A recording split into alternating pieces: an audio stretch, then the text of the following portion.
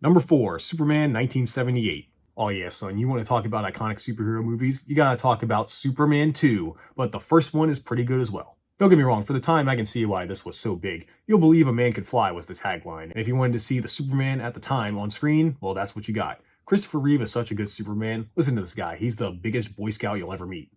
You really shouldn't smoke, Miss Lane. Um, would you like a glass of wine? No thanks. I never drink when I fly. I do think he tries too hard to make Clark Kent come off as a loser. Like, I see Clark Kent as more of a normal guy, not an uber nerd, as a lot of people like to portray him.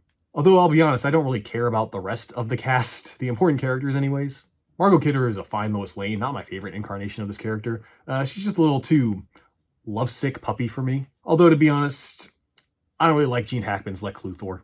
Sorry, but even the comic book version from this time, I take more seriously. I mean, he spends the whole movie just talking about his plans, and when Superman just is around saving the day, even though Superman has no idea what Luthor is doing and has done nothing to disrupt Luthor's plans, Luthor decides to escalate things that don't need escalating, and he decides to call out Superman so he can kill him, even though Superman's done nothing to him.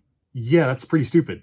And then he's got this dumb henchman and this lady whose only job, I guess, is just to stand around and look hot. Yeah, he's just a Saturday morning cartoon villain, which would work if this was more like the 60s Batman, like a little more, funny tongue-in-cheek, but it isn't. It's trying to take itself more seriously.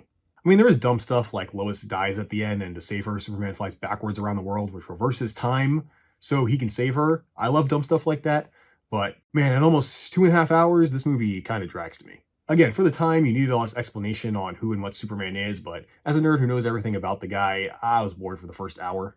And then the climax, how he got to it, I thought was kind of forced, and I did not care for the villain.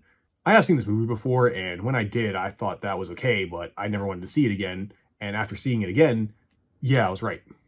What's up, neckbeards? It's me editing this on a Thursday afternoon, here to tell you that I'm sorry that I forgot to mention the John Williams score and the awesome Superman theme song. That is one of the best theme songs in any film ever. I apologize for this. Please don't cancel me over it.